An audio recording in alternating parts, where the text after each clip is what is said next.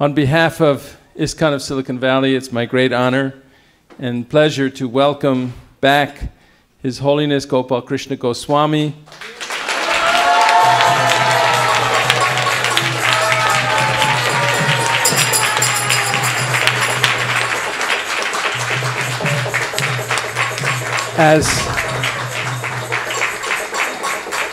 As most of you know, and many of you are his disciples here, but for the benefit of those who don't know Maharaj, he's one of Srila Prabhupada's very senior, very early disciples, serving Srila Prabhupada, I think almost 50 years now. He was directly initiated by Srila Prabhupada as a sannyasi, and he's been serving as one of the top leaders of the International Society for Krishna Consciousness on its GBC, and also for the Bhaktivedanta Book Trust in many publishing activities. And it's our great fortune. I've known Maharaj since he was the GBC of Canada back in the 1970s when I was in the Vancouver Temple. And I'm just so pleased and happy to have his association tonight. Haribol Maharaj, thanks for coming.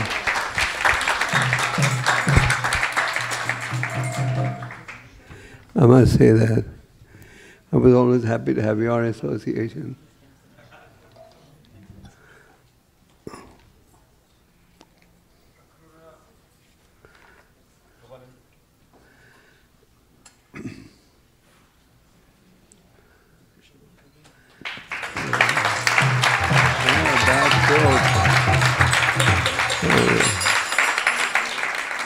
We have with us another very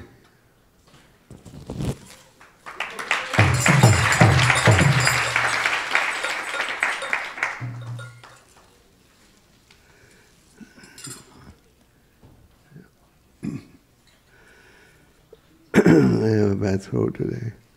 We have with us also a senior devotee from India, His Grace Yasamadinana Prabhu.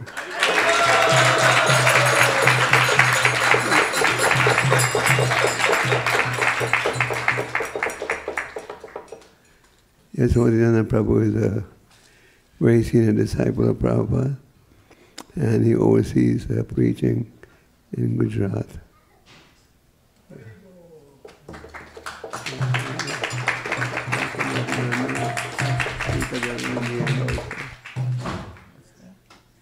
Yasamadinana, a senior disciple of Prabhupada, also here. Yes. Can I have him speak? Yes, of course I can speak. Whatever you want, Maharaj. Okay. Hare Krishna.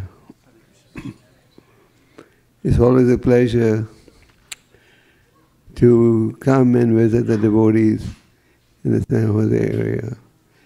We hear stories about book distribution and how devotees are doing wonders distributing books. And yesterday we met Vinanirada Prabhu, who is also very committed to book distribution. So I'm a little late.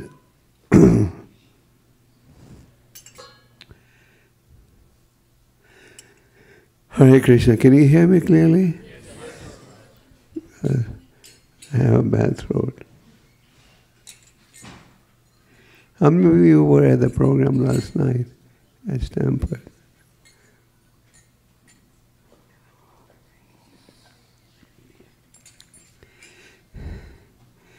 I don't see any of the guests.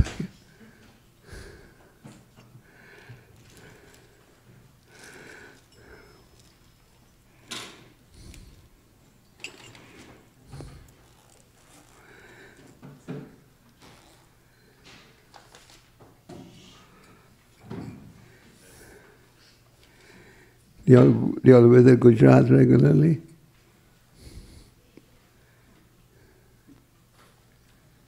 Yasamadinana is a zonal secretary in Gujarat.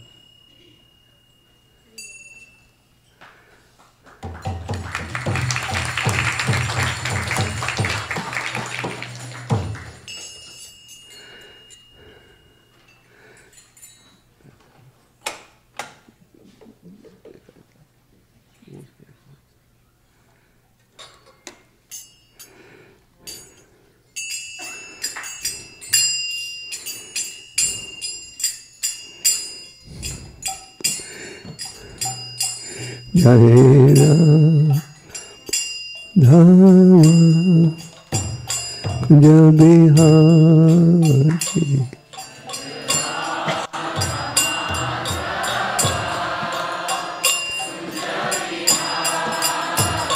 Jai Radha Madhava Kunja Bihari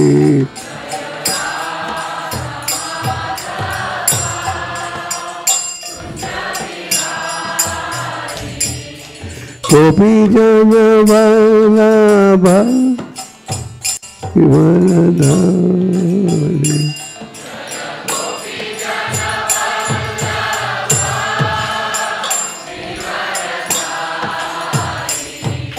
Gopi Jana Vallabha Giridhari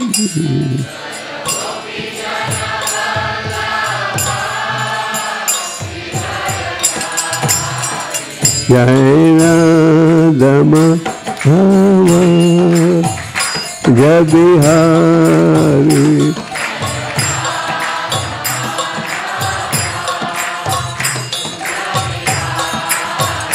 Jai Radha Madhava Kunja Bihari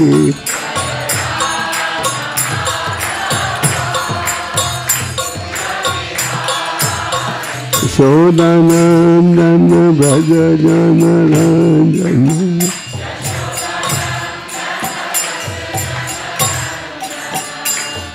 Sodanandana Braja Jana Ranjana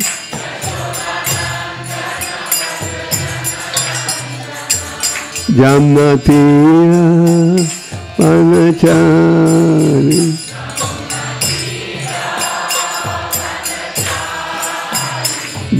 Jamnatira Banachari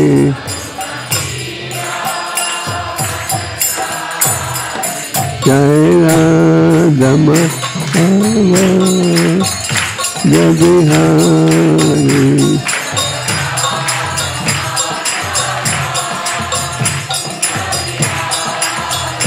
Jai Radha Madhava Kunja Bihari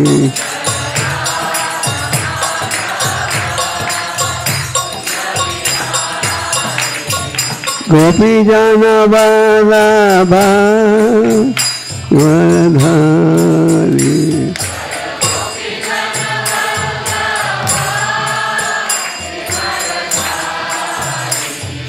Gopi Jana Vallabha Giridhari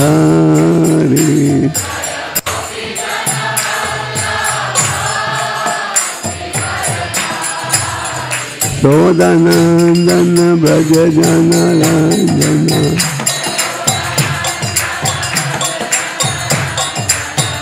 Sodanandana Braja Jana Ranjana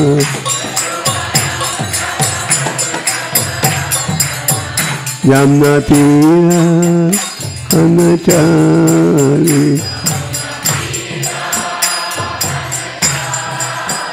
Jai Radha Madhava Kunja Bihari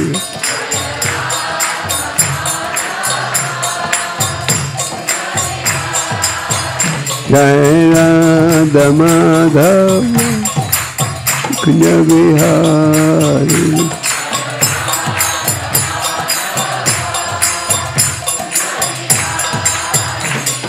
Gopi Jana Vallabha Giridhari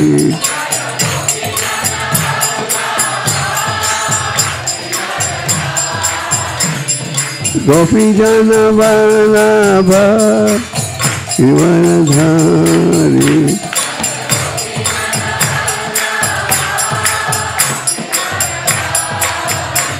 Sodanandana Braja Jana Ranjana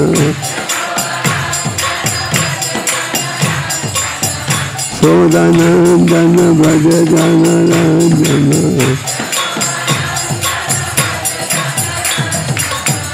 Jamnatira Panachari Jai Radha Madhava Jai Bihari.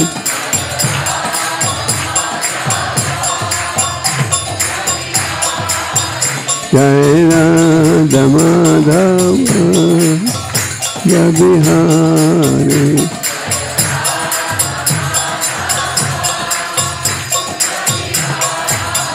Jai Radha Madhava Jai Bihari.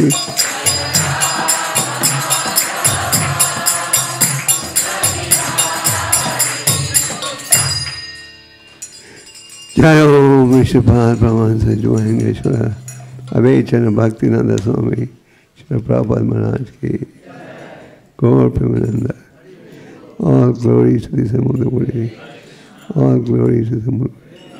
All glories to the Muri. All glory to Sri Guru and Sri Guru. Hare Krishna. Welcome to the program this evening.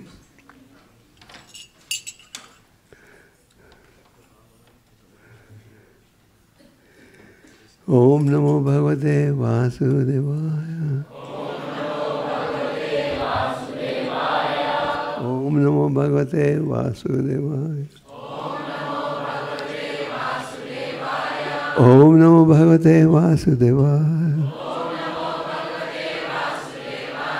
Hare Krishna.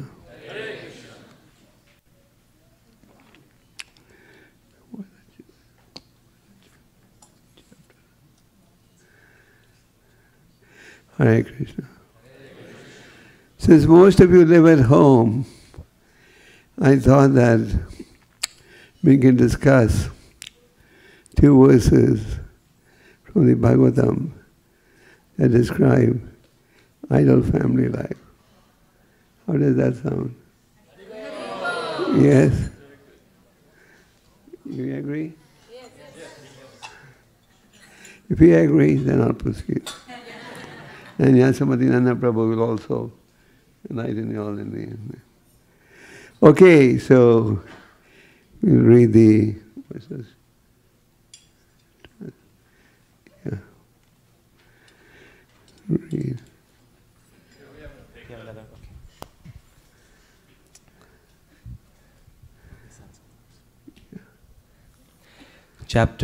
Canto 7, Chapter 14, Text 1. Shri Yudhishthira Vacha Grihastha etam padavim Vidhina yena chanjasa Yaya deva rishe bruhi Madrisho grihamudhadhi. Translation. Maharaj Yudhishthira inquired from Narad Muni, O my Lord, O great sage, kindly explain how we who are staying at home without knowledge of the goal of life may also easily attain liberation according to the instructions of the Vedas. Responsibly. Maharaj Yudhishthira inquired from Narad Muni, O my Lord, O great sage, kindly explain how we who are staying at home without knowledge of the goal of life may also easily attain liberation according to the instructions of the Vedas. Purport. In the previous chapters, the great sage Narada has explained how a brahmachari, a vanaprastha and a sannyasi should act. He first explained the dealings of a brahmachari, vanaprastha and sannyasi because these 3 ashramas or statuses of life are extremely important for fulfillment of the goal of life. One should note that in the brahmachari ashram, vanaprastha ashram and sannyas ashram, there is no scope for sex life, whereas sex is allowed in Grihastha life under regulations. Narad Muni therefore first described brahmachari, vanaprastha and sannyas because he wanted to stress that sex is not at all necessary, although one who absolutely requires it is allowed to enter grihastha life or household life, which is also regulated by the Shastras and Guru. Yudhishthira Maharaj could understand all this. Therefore, as a grihastha, he presented himself as grihamudadhi, one who is completely ignorant of the goal of life. A person who remains a householder in family life is certainly ignorant of life's goal. He is not very much advanced in intelligence. As soon as possible, one should give up his so-called comfortable life at home and prepare to undergo austerity or tapasya. Tapo divyam putraka, according to the instructions given by Rishabdev to his sons. We should not create a so-called comfortable situation, but must prepare to undergo austerity. This is how a human being should actually live to fulfill life's ultimate goal.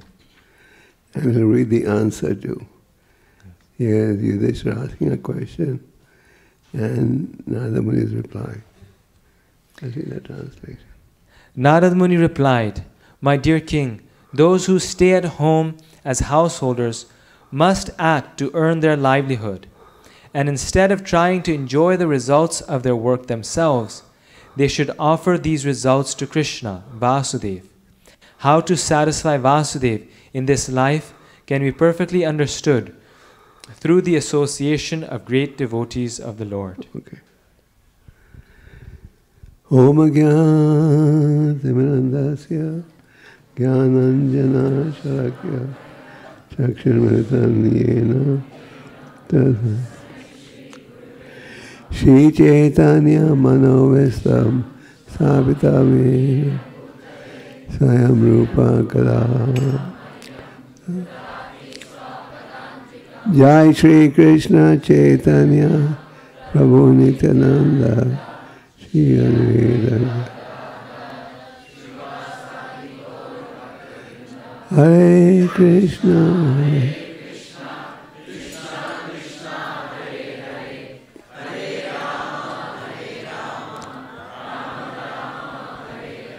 Hare Krishna. So we just read that Yudhishthira Maharaj is asking a question to Narada Muni. Question and answers are there in the Bhagavad Gita and in the Srimad Bhagavatam. It's not that Yudhishthira Maharaj didn't have any knowledge as to how one can achieve perfection. Yudhishthira Maharaj had complete knowledge. But for our benefit, he's asking these questions. We see constantly questions being asked and answers being given. Parikshit Maharaj wanted to know what's the duty of one who is about to die. And he got the answer. Parikshit Maharaj wanted to know how can people in Kali Yuga be saved? And the answer was given. So we should get direction through the scriptures. That is the spiritual path. We see through the eyes of the scriptures. And if we see through the scriptures, then we'll never go wrong. So what's Yudhishthira saying? Yudhishthira Maharaj is saying, please instruct us, those of us who live at home, how we can achieve the goal of life. But he made a condition based on the teachings of the Vedas. He wanted to know how one can achieve perfection based on the Vedas. He just didn't want to know how to achieve perfection, but he wanted to know what is the Vedic advice. So this should be our goal, that we want to know what's in the scriptures. Scriptures are the words of God, and free of any mistakes. And the Vedas present eternal knowledge. The Vedic knowledge is not for just people of one country or one community.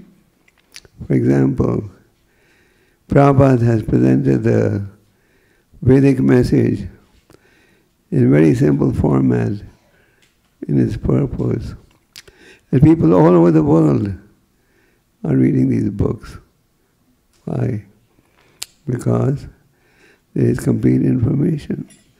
Prabhupada's books have been translated in more than 70 languages, 80 languages of the world.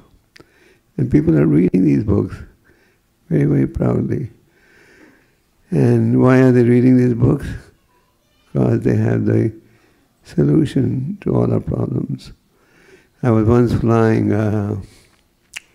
from New York to Moscow, and the person traveling next to me was a Russian professor. So I discovered that he was teaching the Bhagavad Gita. So when I asked him, why do you teach the Gita in your philosophy classes? He said, because it gives complete information. So Narada Muni's, Grihastha Maharaj's question is very appropriate. He wants guidance how those who live at home can achieve perfection based on the Vedas. He doesn't want just a simple answer. He wants answer based on the Vedas. So what's the answer then? Narada Muni says, Narada Muni is answering Grihastha Maharaj. He says, those who stay at home as householders must act to earn their livelihood. So this is an important statement because sometimes people get scared. Oh, if he becomes a devotee, then he'll just abandon everything. Is a fear there sometimes? So here Narada Muni is assuring you. He says, those who stay at home as householders must act to earn their livelihood. And instead of trying to enjoy the results themselves, you should offer the results to whom? Krishna. This is important to understand, that we should not be the enjoyers. Bhoktaramya getapasam savaloka maheshwaram. Krishna is the ultimate enjoyer. That doesn't mean that one doesn't keep anything for his maintenance. Of course he does. But he also shares it with the Lord. Not that everything is meant for myself. So this is important to understand. Bhagavad Gita encourages us to act, but act for the pleasure of the Lord. What did Krishna tell Arjuna? Tasmat sarveshu kaleshu mamanasmara yudhacha. With your mind and intelligence dedicated to me, do your duty. So Krishna doesn't say, do not act. But Krishna says, act for my pleasure. Just like in that famous verse from the 9th chapter, Krishna says, Yat karoshi yadashnati yajarosi dadasya yat tapasvasi kaunteya tat Krishna madarpanam. Whatever you do, whatever offering, sacrifice, whatever you eat, do it as an offering unto me. So Krishna encourages us to act, but act for his pleasure. Now the next question is, how do you get this knowledge? How do you get this knowledge? How we should act? First we have in front of us Grihastha Maharaj's query. How can those who live at home attain perfection based on the Vedas? Narada Muni replies by saying, those who live at home must earn their livelihood. Then he says, but they should offer the work or offer the results to the Supreme Lord. But then the question is, how do I get this information? How I should act, and whether I should act for the pleasure of the Lord or myself? Through devotee association.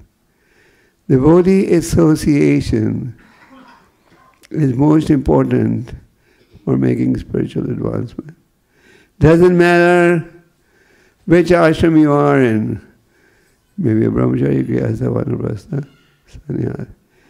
We have to be in spiritual association if we want to make spiritual advancement. There is in the Chaitanya Charitamrita that famous verse, Sadhu Sangha, Sarva Shastakaya, Lava Mata Sadhu Sangha, Sarva Siddhiyaya. If you have the fortune of associating with a saintly person, even for a fraction of a minute, you can achieve perfection. So the Sadhu Sangha is very important. And Sadhu Sangha brings us to spiritual life and helps us to maintain a spiritual life. Chaitanya Mahaprabhu gave Sanatana Goswami very detailed instructions on the process of devotional service. But then he summarized these instructions into 5 main points. And he said, these 5 points are very important. And in the 5 points, the first point he mentioned was Sadhu Sangha, spiritual association. If you have Sadhu Sangha, then you get the right message. And the right message is, in the stage of Kali, is chanting the holy name is the medium through which we can please the Lord. Harinam, Harinam, Harinam, Eva, Karo Naseva, Naseva, Naseva, Eva Gatiranita. Then, what does Mahaprabhu say? Sadhu Sangha, Nama Kirtan, then hearing the Srimad Bhagavatam. Then worshiping a deity with faith and reverence. And lastly, saying Jose Dham, because you have a temple here. Prabhupada said in his letters, these temples are not in London, New York, or Bombay. They're all in Vaikuntha, where the Lord is being glorified. So Chaitanya Mahaprabhu, they said Sadhu Sangha as the first item. So we should mold our lives in such a way that we get regular association. In the 4th canto, Narada Muni explains that we can get association at 3 levels. You can associate with those who are more advanced, those who are equally advanced, and those who are less advanced. When you have the opportunity to associate with those who are more advanced, one becomes joyful. Why? Because you're going to hear something that's going to help you execute spiritual life. And therefore one is happy. In the Bhagavatam there's an example. Peacocks, when they see the clouds for the first time, they dance in ecstasy. Similarly, a devotee, when he has the opportunity to associate with somebody more advanced, he is very happy and joyful. Therefore, we look forward to associating with those who are more advanced. In the 4th canto, you read about Dhruva Maharaj. How Dhruva Maharaj was insulted by his stepmother, and then he proceeded to his mother, who said, I can't help you, only God can help you.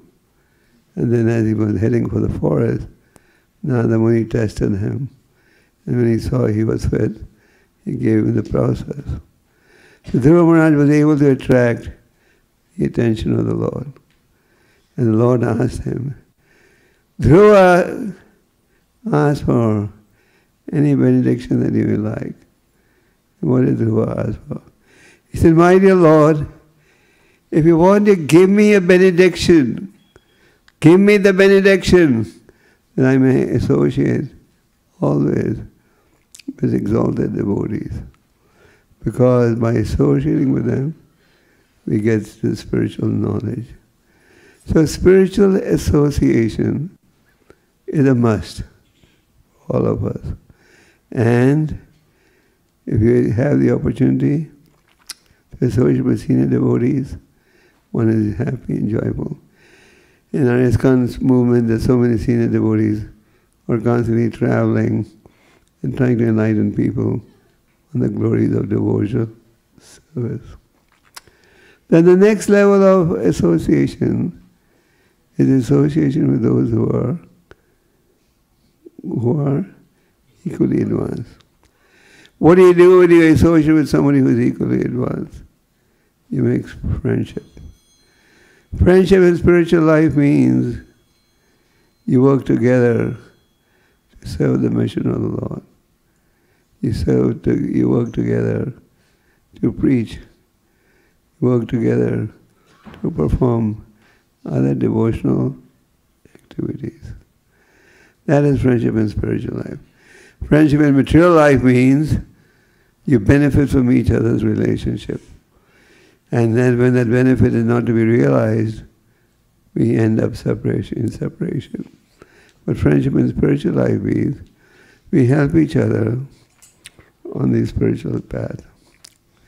Then the third level of spiritual association is associating with those who are less advanced. When you associate with those who are less advanced, how do you behave? You display compassion. Compassion in spiritual life means you endeavor to enlighten them about the importance of spiritual life. We go through the difficulties to preach, to enlighten them as to why they should take to spiritual life. Now sometimes devotees say, but I don't have that compassion. I'm not Prahlad Maharaj. What did Prahlad Maharaj say? In the 7th canto you read about Prahlad Maharaj. What did he say? My dear Lord, when I look at the conditioned souls who are trying to convert a position of distress to a position of comfort, my heart limits. That's basically what material science is trying to do. Convert a position of distress to a position of comfort. That's what modern science is trying to do. Your hair, you're getting bald, they'll give you a device by which your hair can grow. And it looks as if you have hair. Your cheeks are getting wrinkled, they'll give you a formula to hide those wrinkles. But how long can you hide them? Your hair turning white, they'll give you a formula to dye your hair. Your teeth are falling, no problem. They'll give you good artificial teeth. So, you can do this. Like now they have these anti-aging shops. What do they sell in these anti-aging shops? All the paraphernalia you need to avoid the appearance of old age, am I right? But how long can you do it? Permanently? No. So one who is spiritually enlightened, he knows that if society has to be happy, they have to take the Krishna consciousness. So that is true compassion. So we were saying that we may not have the realization that Prahlad Maharaj had. We may not have the realization that Vasudeva Datta had. Vasudeva Datta was a great devotee of the Lord. He was very, very compassionate. So he went to the Lord and said, I want to ask you a favor. What's the favor? Please take all the conditioned souls back to Godhead and let me suffer the sinful reaction. So we will say, but we don't have that same mood. What do we care? Let them all go to hell. Yeah. So we may not have the same level of realization. But having faith in the words of our acharyas and teachers and endeavoring to follow them, we also make advancement. Just like In the Bhagavad Gita, 18th chapter, Krishna says, of all my devotees, who is the best one? The one who preaches my glories. There has never been one more dear to me than him, nor will there ever be.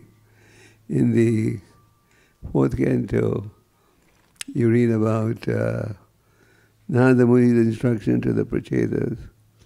The Prachetas had performed great austerities, and Narada Muni instructed them. Narada Muni says, Dayaya sarva bhuteshu santoshta yena kena va sarvarindya pashyantya vishadya shujanardana. If you want to please the Supreme Personality of Godhead, then 3 activities are necessary. Dayaya. What does Dayaya mean? Mercy. Be merciful to all living entities. And true mercy is exhibited when we endeavor to enlighten people through spiritual knowledge. So when he said, Dayaya, Santushta, be satisfied with what is provided by the will of the Lord. Is anyone satisfied in society today? Let's be honest. You may think, oh, the billionaires are satisfied. There are more billionaires than ever before. The millionaires are satisfied. But even they're not satisfied. They want more, more, more, more, more. Is that true? A tiny percentage of the world population controls over 80% of the wealth.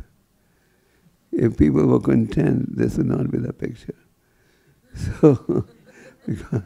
So Narada Muni says, be content and have control over your mind and senses. So this principle that we show compassion is mentioned again and again in the Srimad Bhagavatam 3rd canto. Lord Kapila Dev describes the qualities of a sadhu. His mother Devahuti knew that her son was an incarnation of Godhead. So she wanted to know, how can she get free from the miseries of material existence?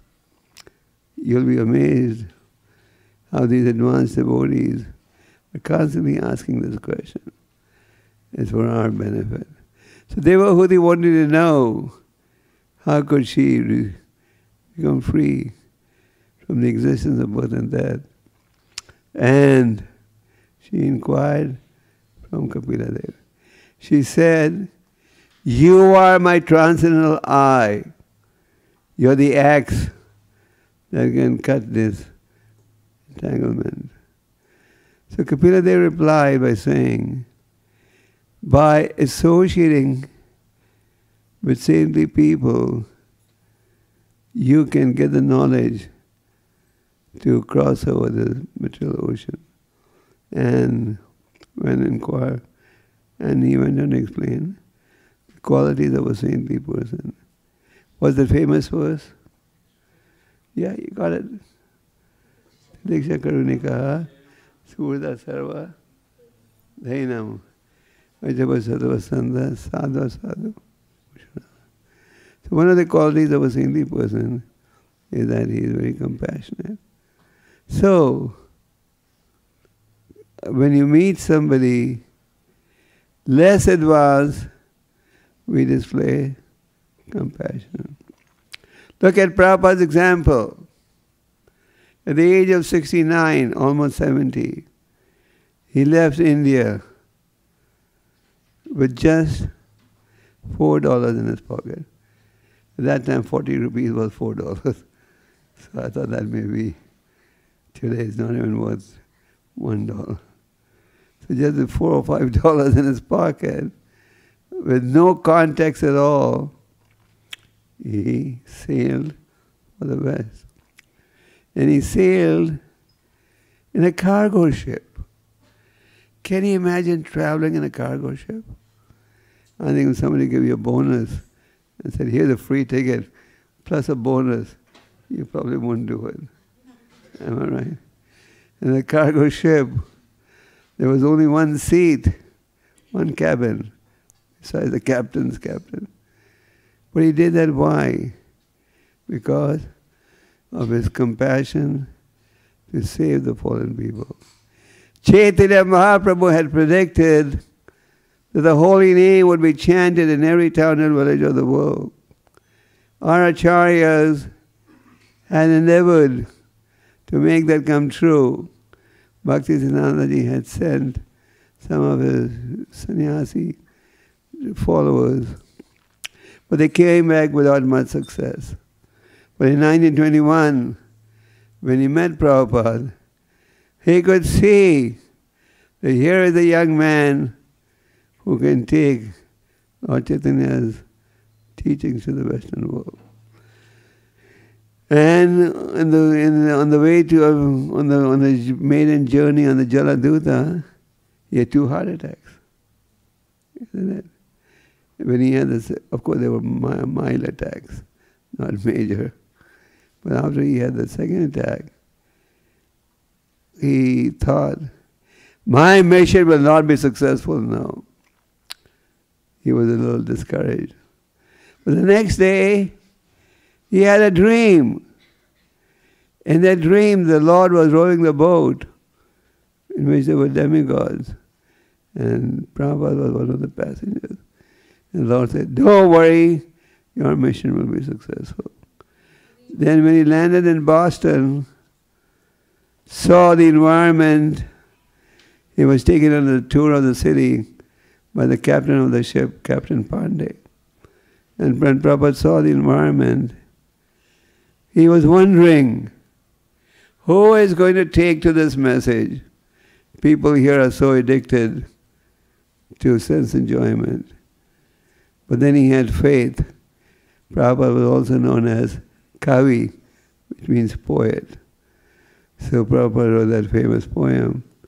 And in the end he said, however, with the mercy of Radharani, anything is possible. So Prabhupada endeavored, and then as you know, even after he landed in New York, he had to struggle for a year. He was advised by the so-called sadhus of that time that if you preach this pure message, no one's going to join you. But Prabhupada was determined not to compromise. He gave the pure message, and slowly, individuals came forward. And in no time, Prabhupada spread Krishna consciousness all over the world. He planted the seed of Krishna consciousness first in North America, then here in Europe, then he planted the seed in India. Then Prabhupada was thinking about the former Soviet Union.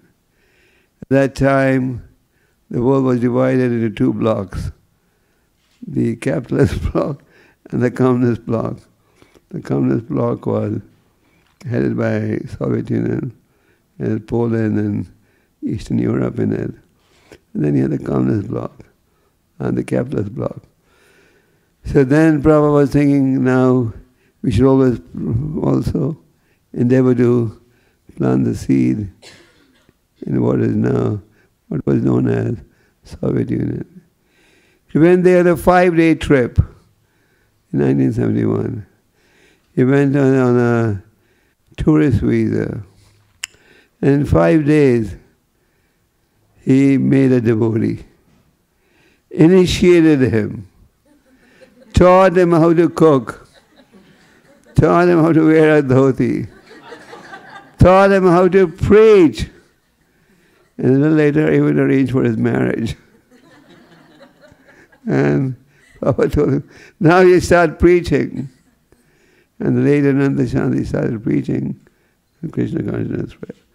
So the point I'm trying to make is, we have examples of all these great sages who took the teachings of the Lord to heart, and out of pure sense of compassion, endeavored, took great risks to establish Krishna consciousness. So When we meet somebody less advanced, we display compassion. And how do we display compassion? There are various ways you can do it. Prabhupada was once giving a lecture in Rishikesh. This was, I believe, in March 77. And Prabhupada, as you know, would speak very strongly. He would even use words like fools and rascals in his lecture. He could do it, but we can't do it. So anyway, so there was an American lady in the audience. She said, Swamiji, a Swami should not use such heavy language. So Prabhupada said, when you have a boil, do you press the boil or do you lower the boil? What do? Press the boil to get the pus out, isn't it? So the truth has to be spoken. And Krishna speaks the truth in the Bhagavad Gita.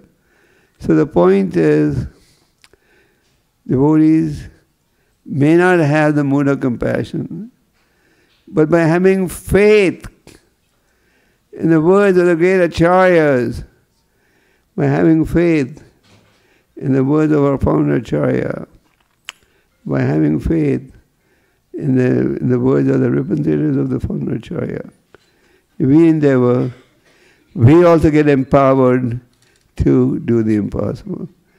Just like your temple here is noted for commitment to book distribution. I heard that every weekend 40 devotees go out for book distribution. That's wonderful. Sometimes people think, oh, no one's going to read these books.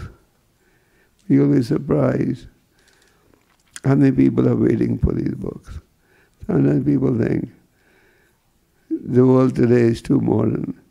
Yes, but there are people who are eagerly waiting for these books. These books have changed the lives of so many. The other day in Atlanta, I think, somebody asked me a question about these books. Prabhupada said, as long as book distribution goes on, I will never die. That means, through the medium of these books, he will continue to preach. I've known situations where someone purchased a book, didn't read it for 10 years, and then accidentally opened it, was fascinated by the message, continued to read, and became a devotee. We had a situation where somebody was injured, and he was desperate. He went to the library, started reading a book, and eventually became a devotee. So, pure compassion is to give people this transcendental knowledge. And I must congratulate the local devotees working under Vaishnav Prabhu's leadership for being committed to book distribution. Prabhupada had great faith that through these books, people's lives will change. And we're seeing this all over the world. Prabhupada encouraged book distribution. Why? Not to make a profit, not to get any royalty, just because he wanted people to perfect their lives. So this is the highest welfare activity one can engage in. This activity of preaching or book distribution. And Prabhupada himself encouraged it. As some of you may know, Prabhupada would be residing in the Radha Damodar temple in Vrindavan. He would come regularly to Delhi to get his newspaper published and to publish the Srimad Bhagavatam. Prabhupada used to publish a paper called Back to Godhead. In the Back to Godhead magazine, he would write articles on topical issues. In one of the issues, there was an article, "Sorry, no time." That was the heading of the article. Prabhupada revealed that he was preaching to an important man. And then an important man said, Swamiji, you don't know how busy I am. I have no time for this. And 2 days later he had a heart attack and he died. Prabhupada wrote an article, sorry, no time. So Prabhupada would publish this Bhakti Granth tablet in tablet form. And then he was also printing his books. And there's a story that once while he was distributing his books, he had a sunstroke. He almost fainted, but then as he came back to consciousness, he again resumed his preaching. So we may not have the compassion, but when we associate with devotees, when we read about the instructions of the acharyas and the teachers, and if we just endeavor to follow those instructions,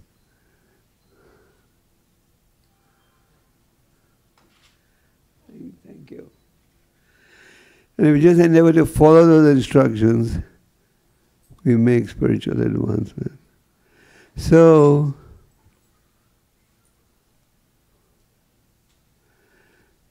we should all endeavor to cultivate the mood of compassion. Even if you have no realization, even if you can't feel anything, still if you endeavor, you'll make advancement. Once in Russia, I asked a devotee, how did he become a devotee? He told me that there was a brand new devotee. He told his friend, distribute books. This will help you to advance. So his friend, who was a newcomer, started distributing books. He gave a book to a conditioned soul, who read the book and became a devotee. So the point is, it's not necessary that you have to have deep conviction, yes, book distribution is the only path. You should have faith. Yes, what the acharyas have said, what Prabhupada has said, is for my spiritual advancement. And even if my conditioned mind says, no, you can't do it, you try to do it. And what does Krishna say? Those who worship me with devotion, I preserve what they have, and I make up what they lack. So we should look forward for the opportunity to display our compassion. So to summarize, Narada Muni is being asked, how can those who are in the Grihastha ashram, staying at home, achieve perfection based staying at home? And what's Narada Muni's reply? What's the first point? Earn your livelihood. So we're not going to tell you, okay, now you become a Hare Krishna, give up your job. Let your family starve and beg on the road. We're not going to tell you to do that. Now the Muni says, if you're still staying at home, earn your livelihood. Unless the government agrees to pay your bills. But Uncle Trump will not do that. So earn your livelihood.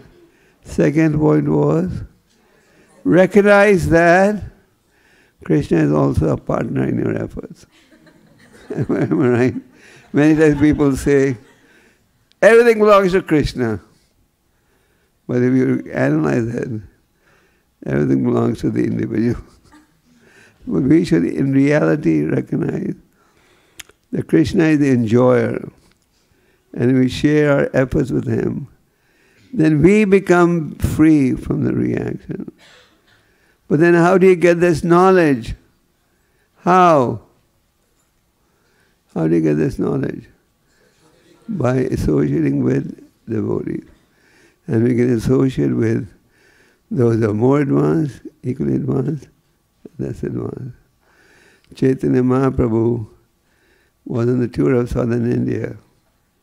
And before he started his tour, Sarvabhauma Acharya told him that when you are in South India, you're going to meet a very advanced devotee called Ramananda Roy.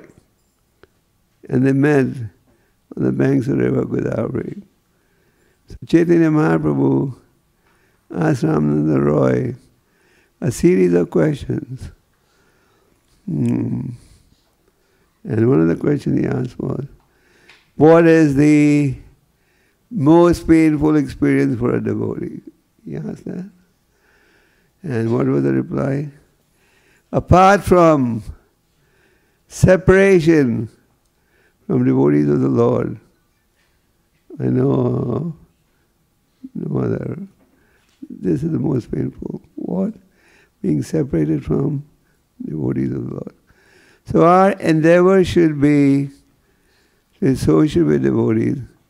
And Prabhupada used to say that we should endeavor to look at the good in everyone. And by looking at the good in everyone, Prabhupada used to give the example, be like the bee and not the fly. So by looking at the good in everyone, we'll be able to appreciate everyone. And as we appreciate everyone, you'll also end up building a good, harmonious, spiritual society. In material life, everyone's fault-finding everyone, am I right? You can't get any two people to agree on something. Somebody may win an election by a landslide, but 6 months later it changes. But in spiritual life, by looking at the good in each other and by having spiritual friendship, we can build a harmonious society. And that should be our goal. And the best way to display compassion is to preach. And the best form of preaching is distributing Prabhupada's book. The good news is Prabhupada's book distribution will go on only for 10,000 more years. After that, there will be a lot of irreligion in society. So, please cultivate the mood of compassion. And even if we can't cultivate, just have faith with the Lord, the Acharyas and Prabhupada said. And by having faith, we will sincerely execute.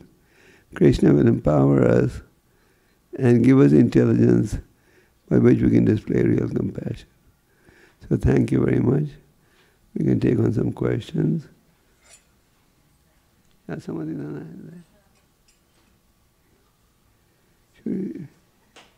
maybe I'll take on some questions after somebody Nana speaks.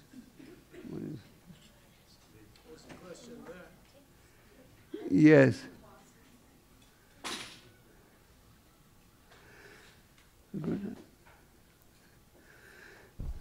Dandvat Pranam Maharaj. Welcome to ISKCON of Silicon Valley again. Thank you.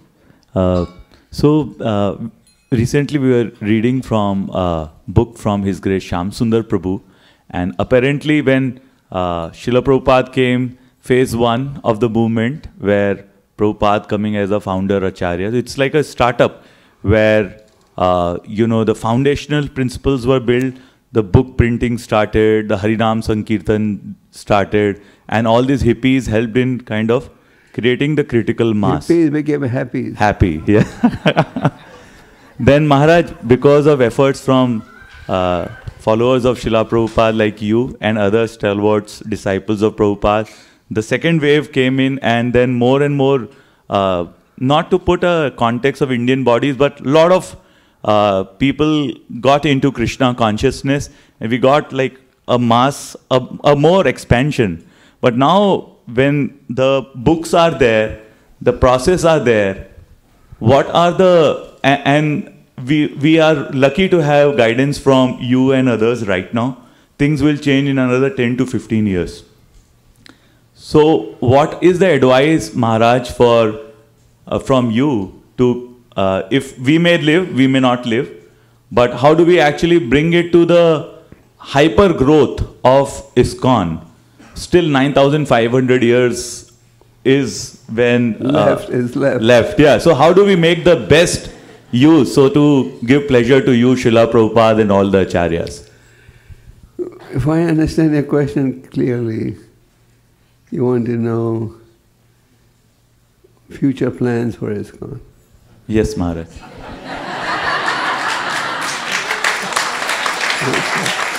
Okay. So the ISKCON GBC body is very concerned about future plans, and several efforts have been made to help realize future plans. We have a GBC college where candidates are being trained. Where they're being trained to manage properly. And great emphasis is placed upon training up the next generation. I can speak for myself. I oversee temples in Western Northern India, Africa, and Russia. And I've tried my best to appoint people who could be future leaders.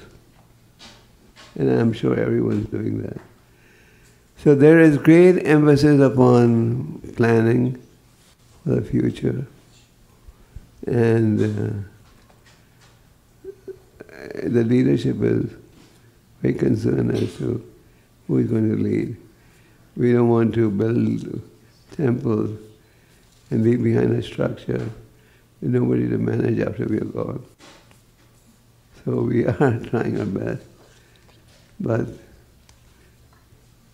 if you have any suggestions, we can incorporate them. But this is part of planning.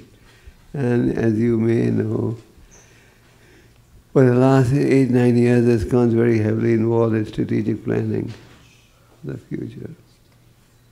So all this is being kept in mind. Was that your question? Was that your question? Or yes, Maharaj. Yes. Yes. Oh, was this part one? That's part one, yes. What's part two? Basically so I come from a startup background, so that's why Prabhupada has given all these experiences in past. You come from? Now startup world, business is karmic life. That is the trend today. Yeah. So Maharaj, like right now when we look at, there are a lot of groups, like still it's like milk is, the pot is growing, it's Anandam Buddhivardhanam, but little contamination is coming up, and maybe little later, but how do we actually ensure that with the growth happening, with more gurus coming in, everything goes back to Srila Prabhupada? One thing is, Prabhupada then emphasized purity is the force. So the principle of purity cannot be compromised today or tomorrow. The moment the principle of purity gets compromised, the structure will get weakened. So it's very important that the leaders of our society be exemplary in their behavior. And Prabhupada said that many times. If you read Prabhupada's instructions to GBCs and temple presidents, again and again he emphasizes the importance of purity. All right? So if we maintain purity, if we stick to Prabhupada's instructions and don't compromise, when Prabhupada came to America, his first year was a real struggle also. And he was constantly being advised, don't give these strict rules. When Prabhupada was incorporating ISKCON, he was being advised, call this International Society for God Consciousness. So Prabhupada said, God is not specific. We have to be specific. So we should have the mood of purity and not compromise on the essentials. We may compromise on some other issues. The essential principles should not be compromised. Okay? Is there part 3? Hare Krishna. Yeah. Thank you, Maharaj. There is a saying that one can sacrifice one person for the sake of a family for the sake of a village for the sake of the country. And the country for the world.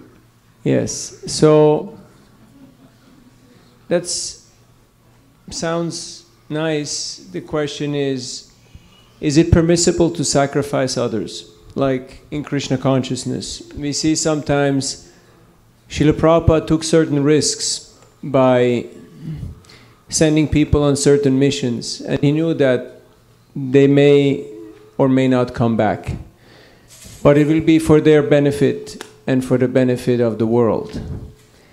Now, we're 50 years into the history of ISKCON. Is the same formula still applicable? And to which degree is it permissible to sacrifice others? I mean, to sacrifice oneself, that's everybody's freedom to volunteer. I understand. Fortunately, should I answer? Fortunately, the world situation is better now than it was 50 years ago. For example, there was a time when you had the Soviet Union where you couldn't preach religion at all. Our dear devotee Japadas, stand up. I've been working in the Soviet Union since '76, and Japadas at one time went to the prison also. And a few other devotees went to the prison, and some even died. But we don't have that same environment anymore. Even in communist China, things are a lot more liberal. So the point is, the risk is not as intense as it was 50 years ago in some areas. In some areas it may be, but we have to be practical. I know countries where legally you can't do any book distribution. Devotees are still doing it. I was in China 3 weeks ago. You legally can't do book distribution, but devotees are still doing it. Some of them take her. Is that your question? There's a girl devotee in Kazakhstan, Krishna Naika. She goes on book distribution every day, even though the law of the country says you can't distribute religious books. She gets arrested, goes to the police station, apologizes and comes back. I'm not saying it's right. I'm saying limited risks are taken by devotees to preach. Hare Krishna Maharaj. Yeah. Hare Krishna. I'm just trying to see where the sound is coming from. Okay. While you talk of compassion today, I wanted to thank you. You've been doing this, and you also mentioned example of Prabhupada coming on the ship and getting heart attacks and stuff like that. I want to first thank you for the 50 years of service. I don't know of what age you are.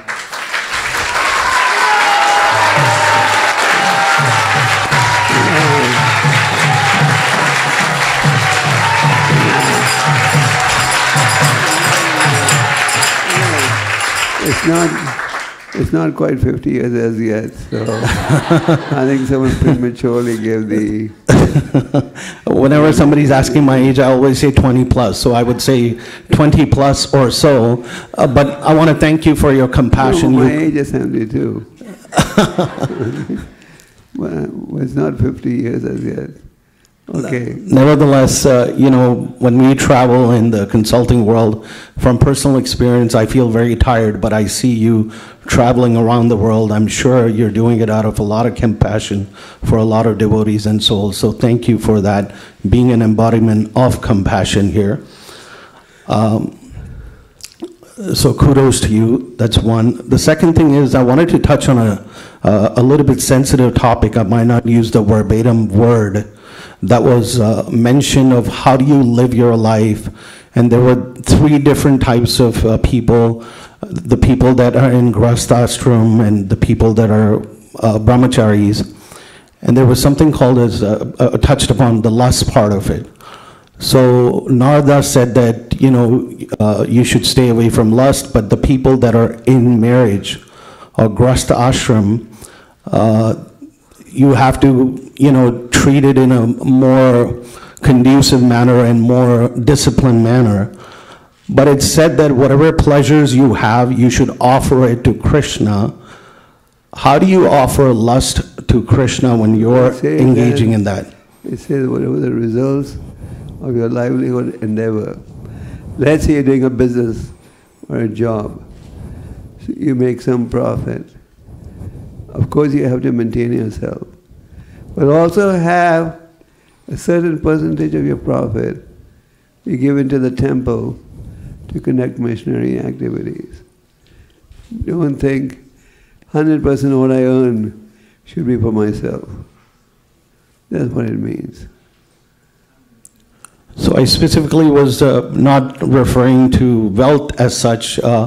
One is abstinence the best way to go? And if that's tough, how do you continue to... Could you repeat your last line? I was referring more to lust, not necessarily wealth, but in context of marriage. But I'm not talking about lust. The verse talks about livelihood. Livelihood means income derived from job or business or whatever. And devotees have that understanding. If I have a certain income, I should also share it with the Lord. Thank you. Thank you, Maharaj. Okay, Yasamadina, you ready to speak? I'm sorry. Purnana?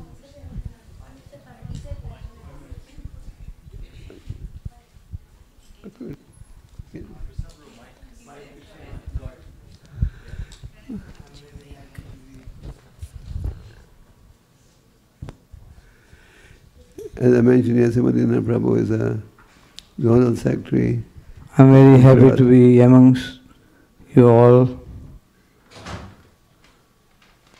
I can assure you that Prabhupada will be proud of you, because few of us that joined early, Prabhupada was very personal with us, very proud of us.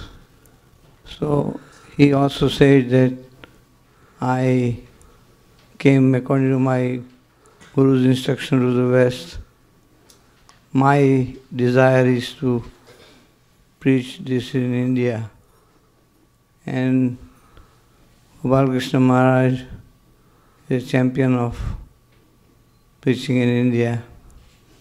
Last year in December, Delhi temple did 500,000 Bhagavad Gitas.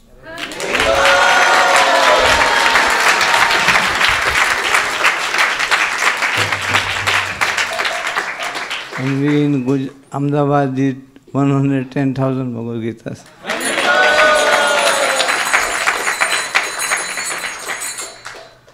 So, I want to say that here is a book distribution preaching center, and you all are much more educated and qualified than me. So let it be bigger score than our scores.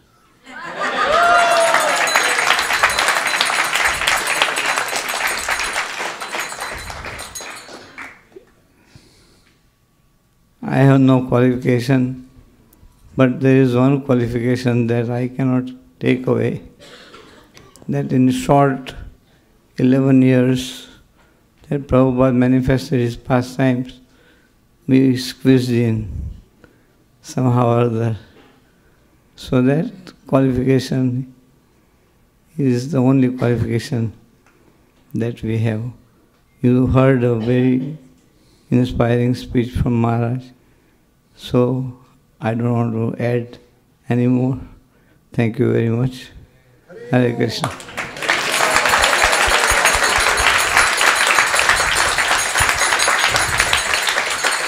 Any more questions?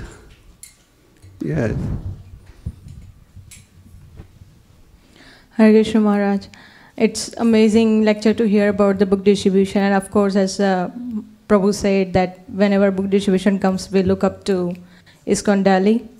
So I just wanted to know, Maharaj, there are some challenges. Even though we try hard, we pray, we keep trying, we understand we are instruments, but sometimes the challenges comes, and we also feel the disappointed.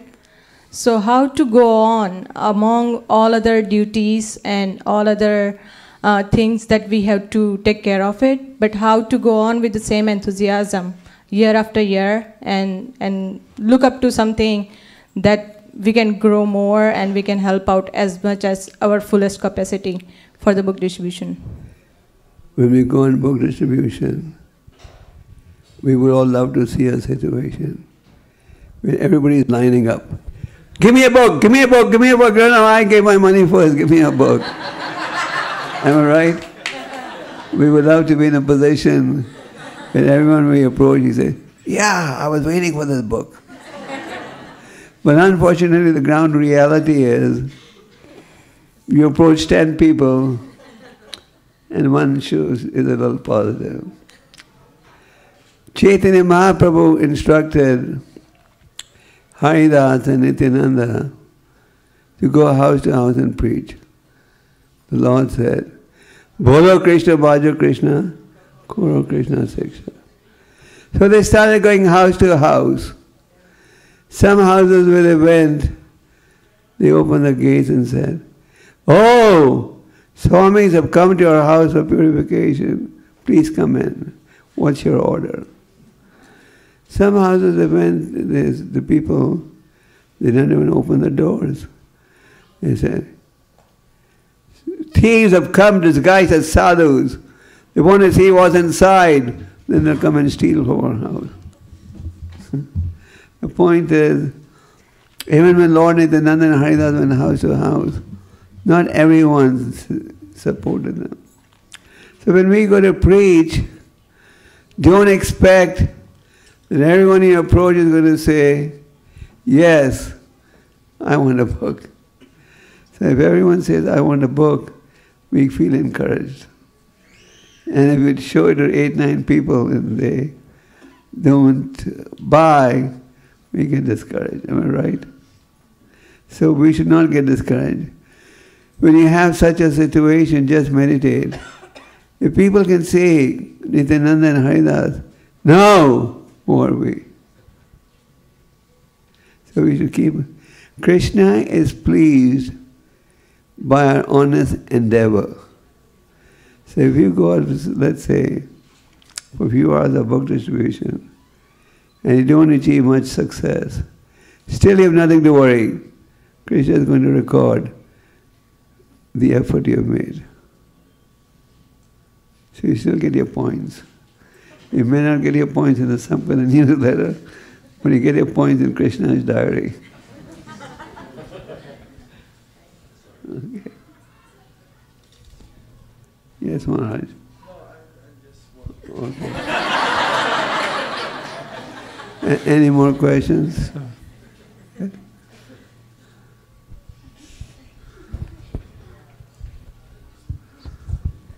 So Maharaj, you said about the purity and how we should not be like bees and not like flies. But if we are a materialist, if we are not even expert in fault finding because we don't even know what faults are.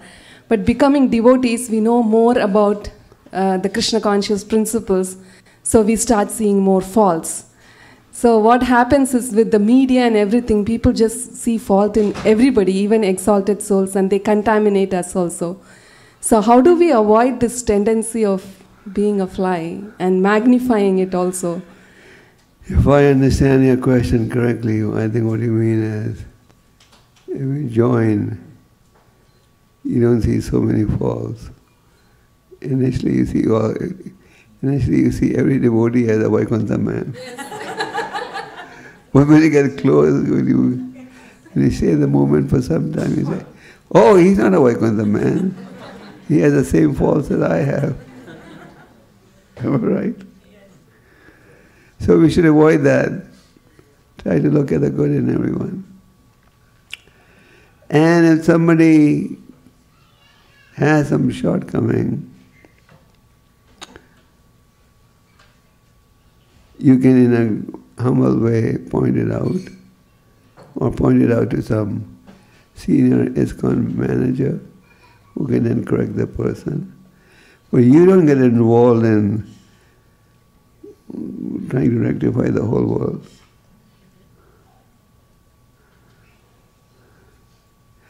Because sometimes there may be some flaws. So we don't say, if you see some flaws, don't point it out. But our action should not be motivated by envy. That's important. We don't criticize someone because of being envious. If we generally see some points, they can be corrected in an appropriate manner. Is it right, Dr. Nath? You're a lawyer. Yes, that's correct. We don't say, close your eyes and don't see anything. Okay, any more questions? It's getting late, so we want to thank you once again, Maharaj. We're always so happy when you're here. And I know Vaishasika would be pleased to, at the blessings of Yashomatinandan Prabhu, that we'll beat him in book distribution. We were number 2, I think, last year, right? Number 1. Number 1 in the world. We beat, in North America we were number 1. But we still have a way to go to beat New Delhi. So we'll be happy to be defeated.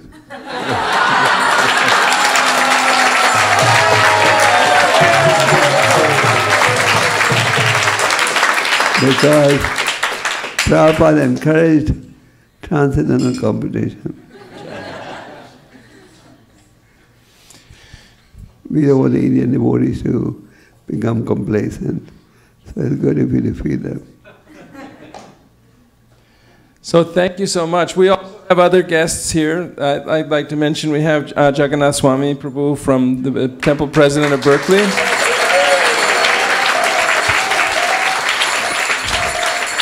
And at this time of year, Jagannath Swami Prabhu is working tirelessly for the put on the Rath Yatra Festival in San Francisco. This year it's July 31st? 30th, July 30th. So those of you, I know that many of you are inspired to give some contribution or something, come please see Jagannath Swami.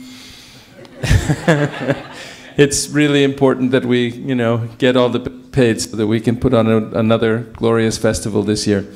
And I see Hemabai Patel is here from where is, from Monterey, and her brother is here from, do you live in East Africa or? In India now, okay. But from a long way away. So we have a lot of guests here. Originally from Mombasa. From Mombasa before, yeah. Oh, you are from Mombasa. So you're from first disciple of Gopala Krishna Maharaj. In Kenya, yeah, of course, Mombasa.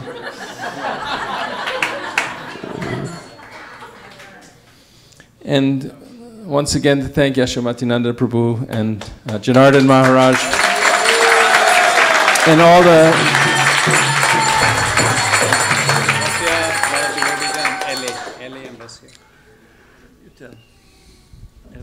And also we have devotees from LA and those who are here, so you can give me a big hand. Advait Prabhu, Brajapati Prabhu, Pradimna Prabhu. Where is Dr. Yadanandan?